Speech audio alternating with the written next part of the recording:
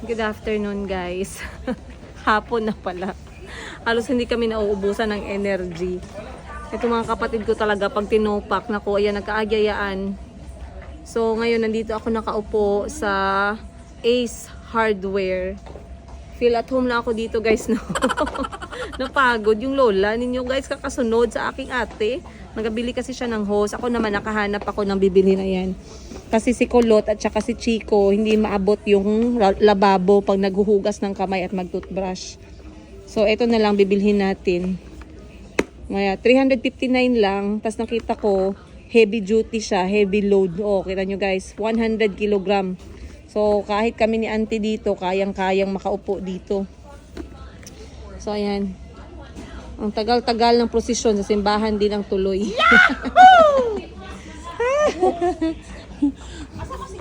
Thank you Ace Hardware. Meron kayong upuan.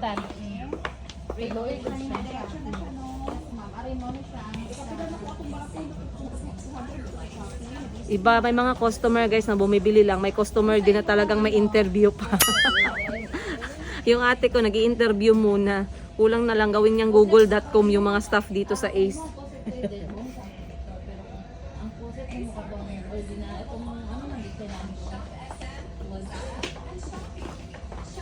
Kasi maya, ang huling tanong niyan guys, may promotion kayo ma'am. Sali na ka sa vlog dahil. Yan. Since matagal-tagal pa yung ate ko guys, dito na lang ako gagawa ng episode sa Ace Hardware. Shout out sa inyo at pinagamit niyo yung setting niyo. Actually, hindi ako nagpaalam guys, pero ayan, pwede naman tayong umupo dito sa kanilang mga upuan. At dahil parang ini-enjoy ng ate ko yung kanyang pagsha-shopping, antayin natin siyang matapos. Wala, ako lang ni mama. Antayin natin siyang matapos sa kanyang pagpipili. Anyway, alam ko guys, marami sa inyo yung nag-comment sa recent episode natin na marami yung nag-alala at hindi ako nakapag-upload. Parang 4-5 days akong hindi nag-upload. So, at least dito, kakwentuhan ko kayo kung bakit nga ba hindi ako nakapag-video. At the same time, at bakit hindi nyo nakita si auntie na nakapag-video din ng mga ilang araw. I know hindi kayo nasanay, ako din hindi ako sanay ng ganun. At hindi na ako nabigla na merong mga comment, merong nagbe-message sa akin ng private na ma'am, ilang araw na kami nag-aantay, ma'am, wala po bang upload today? Iba din talaga kayo guys. Kapag ka-vlogger, wala talaga kaming excuse. Hindi kami pwedeng mapagod dahil sa inyo. Dapat tuloy-tuloy talaga yung kwentuhan natin ba? Pero anyway, I really understand. I really do understand. Na hinahanap nyo ko. Ayan, ibig sabihin hindi pa kayo nagsawa sa mukha ko guys. Uy, may salamin buy one get one. Magkano? 795. Oh, yes, yes. Mag-ano na po may amin, ma'am? Ano-ano na, gamay lang short ng akin. Naghanap pa siya ako ng salamin guys. Ito perfect. Buy one. Buy one get one free siya, pero mas malaki yung chance na matumbay sa mga bata kasi hindi siya pang kid friendly. So, let's go. Yes, ma'am. Alright. Wala naman talaga akong planong bilhin dito, pero nakakita ako ng kailangan ko, guys. Ay. Ano ko na lang na i-Christmas wish list kay Santa. Alam nyo guys, meron talaga sa dugo naming magkakapatid yung pagiging tindera kasi kahit nandito kami sa Ace Hardware, yung ate ko parang sales lady dito guys. Napabili ako ng mga gamit white. Napabili ako ng mga gamit dahil sa kanya. So eto naman daw, kailangan ko daw to sa buhay ko. Ayan. Kailangan niya pang iparealize sa akin. This is a Akari chargeable na electric fan at meron siyang suga light. Pag nag-brown out kasi pag may mga bata tayo, hindi pwede na guys, totally madilim. Chargeable man siya, ma'am. Chargeable po ito, ma'am. Okay, so chargeable, mababa ang kain ng kuryente. Basta chargeable. Kasi charge naman siya sa kabilang bahay. Alam nyo guys, speaking of, pangarap ko talaga magkaroon ng safe. Kahit na wala akong ilagay, parang masarap lang sa feeling na meron tayong safe. Ayan guys, nag-crave ako ng milk tea. Actually, nag-crave ako ng cream cheese tsaka ice. So, ito na lang binili ko kasi siya, cream cheese na may milk tea. Dito sa may price tag. Ice tag. Ice tag pala. Ice tag cafe. Ang ganda ng lagayan nila guys. So, ito is 145 pesos. I think yung inumin 100 tapos yung packaging 45 kasi ang bongga. Parang lantern. Galing nga. Cute? Cute kayo. Wow.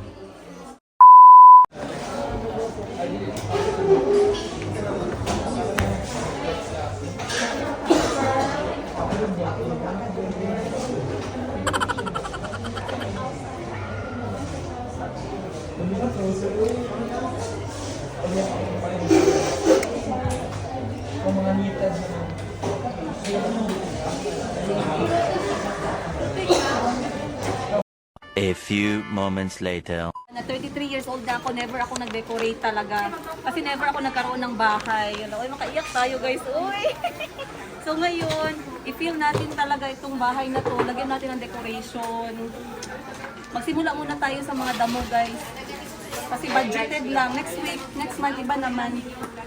Okay na ma'am. Naiwan ma'am ba? Patingin dito ko ma'am. Ano na dito? Pag maka 3,000 ka, may less than percent. Wala na may ilagaw. Pila na di ay siya. Ayaw lang siya, mabalik naman ko. Ayan guys, look!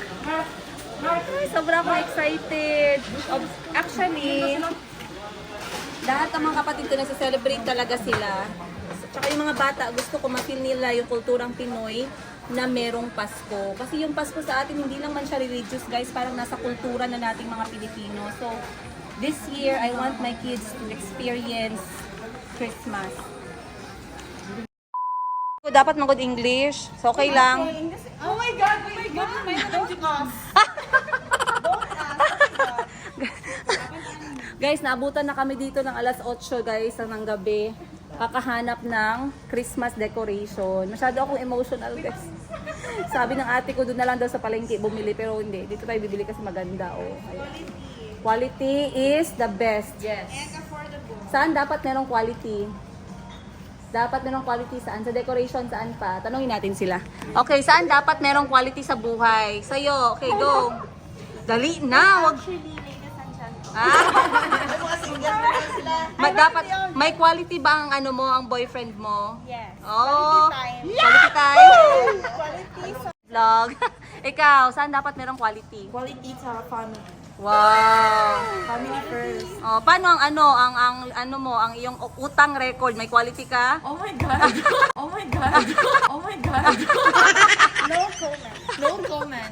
No comment. Next question. Ayan guys, shout out sa mga taga Mandawi na very chill lang sila. Oh, chill lang sila kasi ngayon maraming discount dito, guys. Takbo na. Yes. Ma'am, Lagaw branch. Lagaw branch shout out. Pero wala akong extra discount kasi wala akong all homes. Ay, hindi pala all homes. Wala akong Mandawi card. Ayun, sorry. Pero at least nakakuha tayo ng ibang decoration dito guys. Kasi sobrang excited ako mag-decorate ng bahay. Once again, people, first time kong mag-decorate sa 33 years ng buhay ko. Ngayon pala ako mag-decorate na experience ko. I'm so excited. Ayan guys. So bumili ako nitong flower, 10 piraso. Hindi ko alam kung enough na ba. Enough na ba yan? Yes, ma'am. Sure ha? Kung kulang, ma'am, balik. Kasi ano yung bahay ko, 5 floors. Ay! Ma'am, ganito na yung 1,000 pieces. One eternity later. Ayan guys, hindi na umuwi ang all. Nag-decorate na lang kami ng bahay. Alam nila na wala akong artistic power. Wala, tingnan nyo yung bagong ano niya, hairstyle. Oh! Pag Japanese, ah. Tapos, kapag namali ang gupit ng salon. Pag stress, mainit na mainit. Tanggal lang. Ayan guys, decorate na lang kami dito.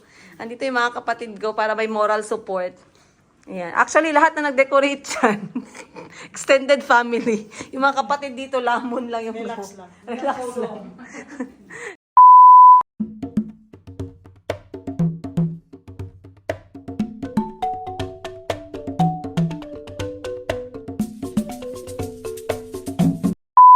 Yan na guys, ang ating update. After 30 minutes, tapos 8 kami yung nagtatrabaho. 8 kami. Ayan, 8 kami niyan. Oh, biglang makeover yung aming hagdanan. Sarap pala magpakain ng dinner kasi may energy. Yahoo! May power. Anong tulong ng bangs mo? Viewers lang ako. Ayan guys. Commentator lang. Ay, Glenday, maraong. Uy, shoutout pala sa aking itong aking ito binili ko to kasi kahit na mahulog. Ah.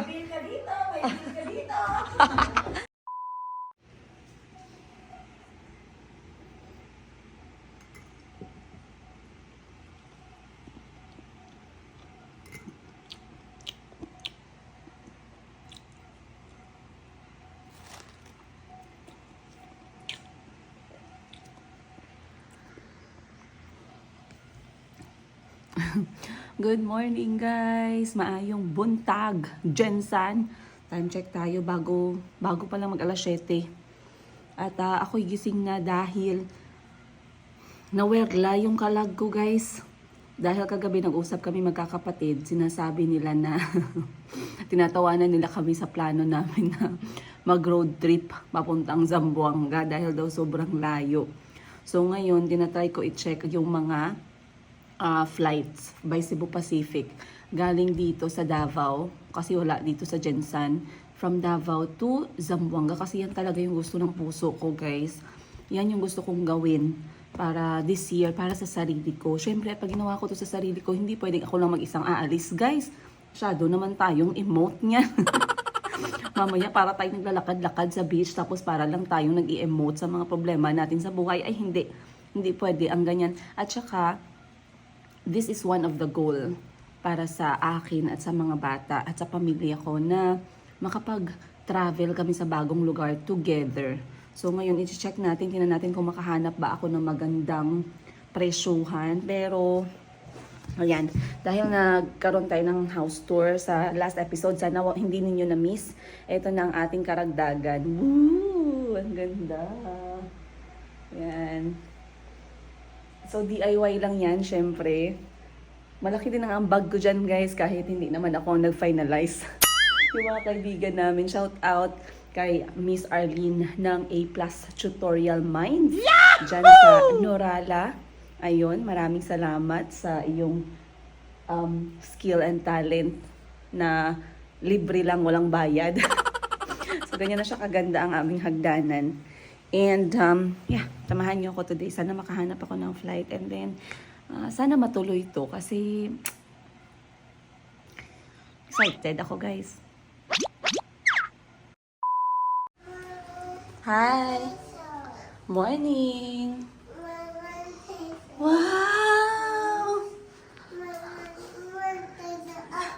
Okay, wow. Baby, give mommy the... Ay, Tito is awake na. You walk with the dinosaur. Where's Bobby? Tito. I have dinosaur. Say thank you, Tito. Dali. Say thank you, dali. What? Yeah?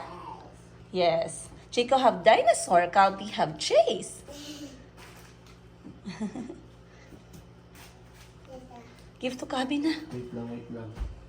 Wake up, Bobby, dali.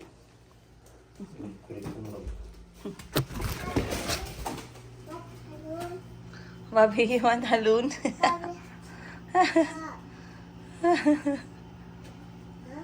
Huh?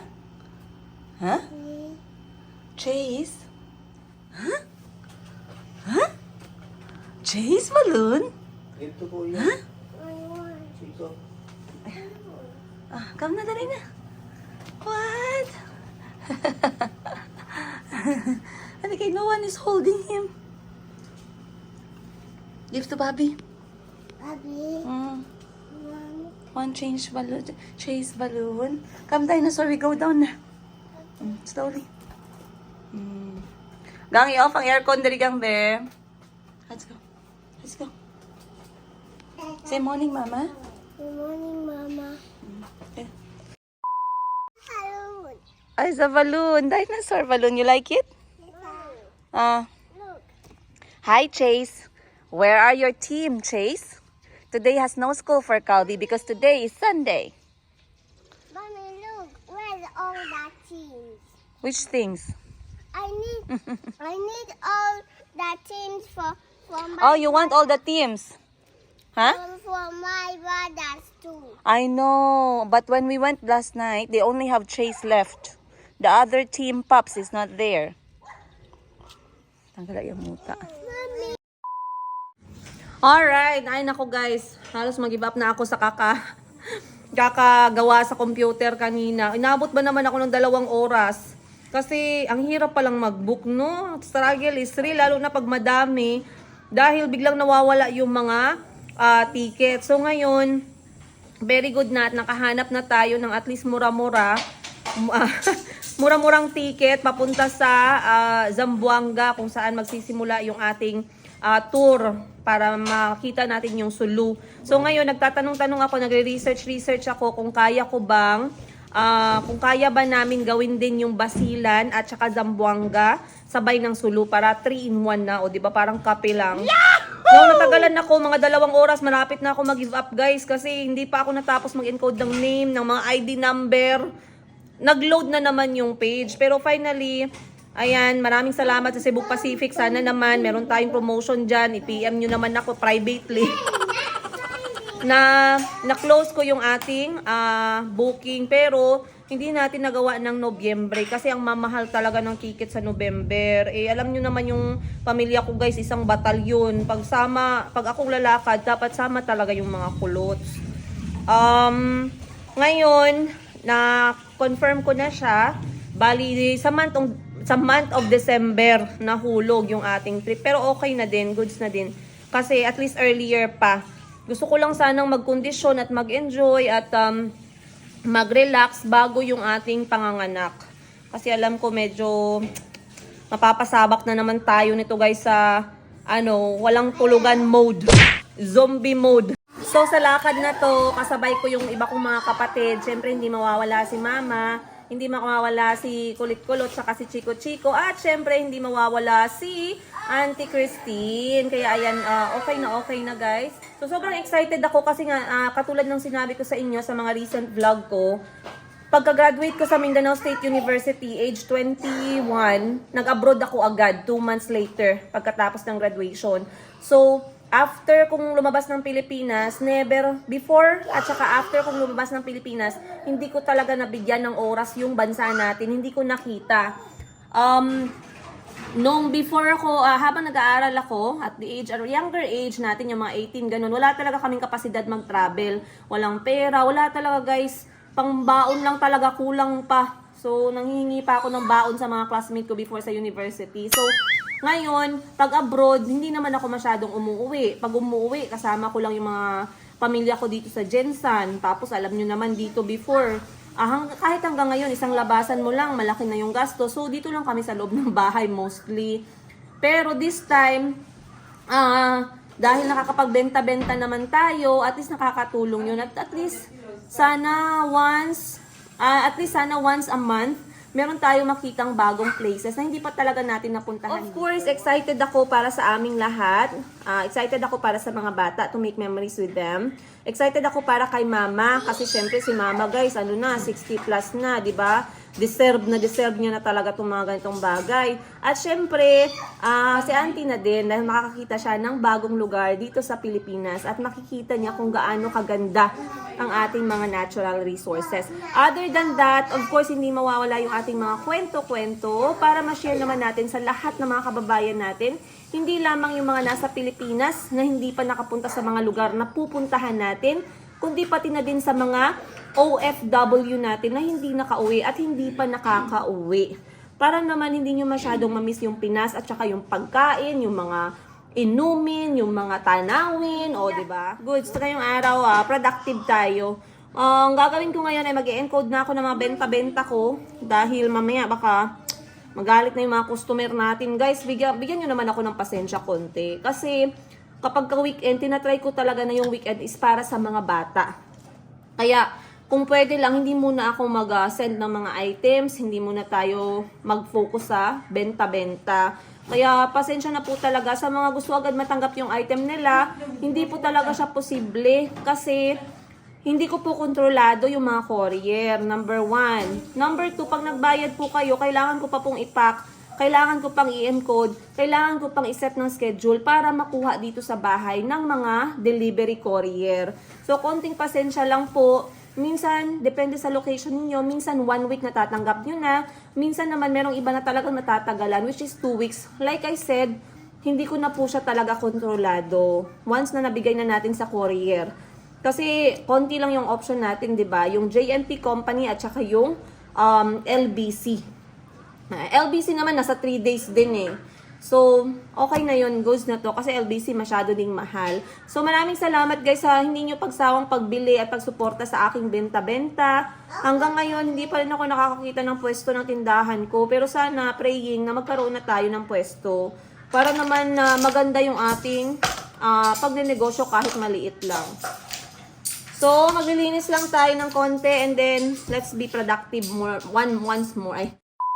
Hey, sa wakas, nakapag-pahinga ako ng konti. So, ngayon, ready na ako mag-encode ng lahat ng to, guys. Over 30 to 40 pieces ng mga parcel. Chico, you're hurting Mama. Kiss Mama first. Kiss Mama. Thank you. Hug Mama. Big hug. Big hug. Hey! Hug lang, Mama. Hug Mama, please. I'm sad. I'm sad. Hug, Mommy, hug. Oh no. Big hug. Huh? Big hug. Okay, coming. Hug, dali. I'm sad. Hug, a big one, a big one. Thank you, Chico. Bedtime. Sunblock. Hi! Sa'yo pa ko. Good morning. Alright, ang aga ko pa dito sa Mandawi guys. Wala pa tayong ligo. Kamusta naman nakapanjama? So what? Bahala kayo dyan kung may mga issue kayo sa buhay. Pero ako okay lang ako. So ngayon babalikan ko dito ang foam para kay Mama. Kasi hindi ko nabili kahapon. Tsaka magdagdag ako ng decoration konti. Actually guys, pumunta talaga ako dito para sa libreng pineapple juice. Sana may lasa tong pineapple juice. Unlimited do. Tingnan natin, be. Worth it ba? Ayan, tikman natin guys. So kung ako yung kasama ninyo at mahiyain kayo sa public, hindi niyo ako pwedeng isabay guys. Kaya ako wala akong hiya talaga. Mabango.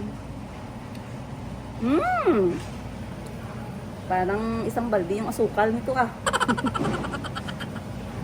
Nakiinom na lang ng libre, nagreklamo pa. Ganyan talaga guys. Kailangan may comment. Maganda yung may review.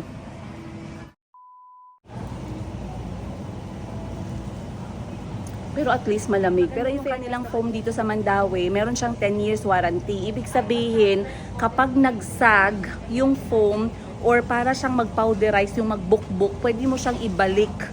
So, very good yung ganun. Kasi yun yung mga normal na reklamo, guys, sa mga foam, no? Either nagasag siya or naga-powderize. So, at least dito, merong 10 years warranty. Plus, meron pa talaga siyang less kapag ka meron kang card na membership. Okay na din tong Mandawi. Plus, meron silang free drinks station. May tubig, tsaka merong juice. A few moments later. Hapon, bumili ako ng ganito guys, na kulang yung ating ribbon para sa hagdanan. So, dagdagan ko lang ng isa. Ang importante dito, pwede naman natin siyang itago. Pagdating na, tapos na yung holiday season, itago naman natin para next year. Ayan, eto na lang. So, 300 pesos lang to. Naka-sale pa yan siya. 246 na lang. Guys, nabili ko na yung aking salamin. So, itong salamin na to ay hindi po pabonggahan, kundi magagamit ko sa aking pagbebenta-benta. Dahil ang kanyang idea is, pag pinicturan ko yung harap ng damit na nakasuot sa mannequin, pati yung likod kita, isang pictura na lang. Hindi na tayo mahirapan, o, 'di ba? Selling hacks or selling tips para sa mga mahilig magbenta-benta dyan. Kung gusto niyo isang picture na lang, kumuha na lang kayo ng malaking salamin. Kaya ayan, investment ko yan sa tindahan ko ngayong taon. Yay! Masaya ako sa nabili ko. And then, bumili din ako ng kutsyon ni Mama. So, masaya ako guys. Mamaya, gamitin niya na yung kutsyon niya. para matulog sa gabi. Natawa ako guys. Natawa ako sa recent episode natin sa No Filter Bahay Tour kasi ang daming nag-comment doon at nabash na naman ako ng bongga kaliwat kanan. Pero alam nyo kasi guys, kapag hindi ko alam makapal ba yung mukha ko or wala lang talaga akong pakialam sa mga bash dahil hindi naman sa walang pakialam, no? Pero bakit man ako mag-pretend? Bakit ko man ayusin muna yung bahay ko para ipakita sa inyo? Ganun talaga ang nanay, guys.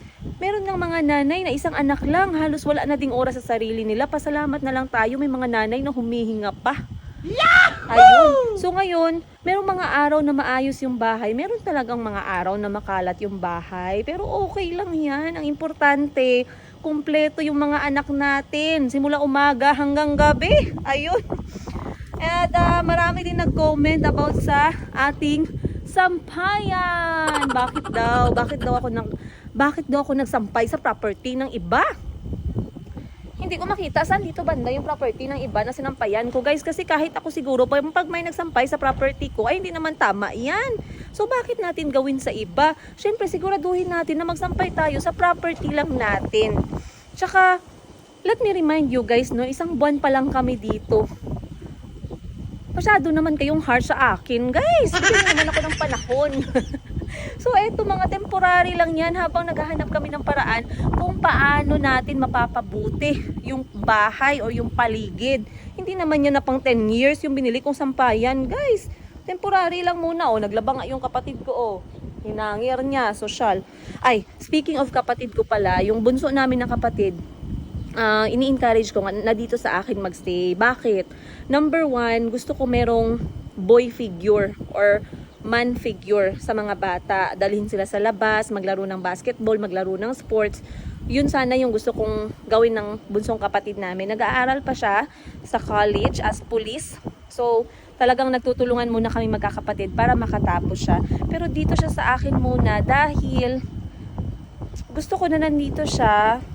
At the same time, mas feeling ko kaya ko siyang advisean ng mga bagay-bagay about sa buhay niya. Lalaki yung bunso namin. So sabi ko sa kanya, may mga lalabhan ka ba? Labhan mo na. Huwag mo nang iasa sa iba kasi yan, responsibilidad natin yan. Wala namang reklamo. Guess, ayan, naglaba agad. Nakahangir pa. Mas bongga pa nga siyang maglaba at hangir lahat. Ngayon, alam ko, number 1 naman talaga dapat, guys, no, sa sampayan. Una, wala namang masama. Hindi ko ikinakahiya. At walang masama na magsampay sa harap ng bahay. Marami talaga kaming damit, guys. Hindi magkasya sa 1 at 2 sampayan lang. At saka yung sinampay mo naman, hindi naman araw-araw yan. Hanggang matuyo lang yan. Ang init pa naman dito sa Jensan. Sa init pa naman dito sa Jensan, guys. Mga siguro 30 minutes tuyo na yung labahin. Nagkataon lang talaga na kahapon ay napakaraming labahin, no? Pero like I said, wala pong filter at walang halong kaplastikan yung ating pag-tour. Minsan ganun talaga ang itsura ng bahay. Ang gusto kong mangyari sa likod ko ilalagay yung sampayan, pero naghahanap pa kami ng mga magwe-welding or maglalagay ng tubo. Syempre mas maganda talaga pag nasa likod siya. Pero for the meantime, hindi pwedeng hindi tayo magsampay. Ayan. So, yun lang guys. Masaya pa rin ako sa mga comment ninyo at masaya pa rin ako sa lahat ng mga nanood at hindi na-skip ng ads. Baka nagtatanong kayo, bakit na naman ako nakapanligo? Bakit na naman ako naka-rash guard? Yun kasi guys, basta marami kang kapatid at kapag weekend, alam nyo kasi, kami magkakapatid, Monday to Friday talagang focus kami sa mga bagay na pinagkakakitaan namin or source of income para makapayad kami ng aming mga duties at saka mga bills. Ayun, due date or due date. So kapag ka Monday to Friday, we understand na hindi namin nakikita yung isa't isa. Pero pagdating ng weekend, talagang nagpaplano kami kahit na Saturday at Sunday. Hindi lamang para sa mga bata, kundi para sa amin ding magkakapatid. To catch up, to laugh, to joke around, to eat together, ganon. So ngayon, nagkaayayaan na naman na pupunta ng dagat. Mamaya, hiningal ako dun Yung dagat na pupuntahan natin ay bago at maganda at gusto kong ipakita sa inyo. So, gagawa tayo ng another content. O, ayan ang ulan. Gagawa tayo ng another content doon sa dagat mamaya. Pero sa ngayon, tapusin ko muna tong episode na to. Maraming salamat sa inyo. Sana nag-enjoy kayo kasama yung mga kapatid ko at mga pamilya ko sa episode na to. At ayan ang aking decoration sa labas ng aking pintuan. Alright, yun lang guys. Nag-aantay lang ako na sunduin ako ng kapatid ko kasi wala akong kotse ngayon. Oy, speaking of, isa nga pala sa aking mga source of income dito ngayon is nagpaparenta ako ng mga sasakyan ng mga tao na kilala ko na mayroong sasakyan. So pag kailangan ng sasakyan, nagpaparenta tayo para naman meron tayong extra income. Pagdagdag bayad sa gastusin. Kasi hanggang ngayon magulo pa din talaga. Hindi naman magulo, pero hindi kasi ako yung tao na nagfo-focus sa kung ano yung wala. Alright, so hanggang ngayon, wala pa rin talagang suporta. Zero balance pa din guys. Pero mag-focus ako sa positive, which is yung meron pa rin akong source of income kahit papano. Masaya pa rin ako at grateful ako. At kahit na yung mga needs ng mga bata ma-provide, sobrang grateful na ako doon. Alright guys, maraming salamat once again sa panonood sa episode na to. Again, kung nag-enjoy kayo, huwag nyo kalimutan mag-like, subscribe at i-press yung bell button para lagi nyo akong kasama sa aking mga kwento-kwento as inyong nag-iisang Princess Yiga at of course ang inyong single nanay ng 4 na African Filipino kids. I'll see you guys on the next episode.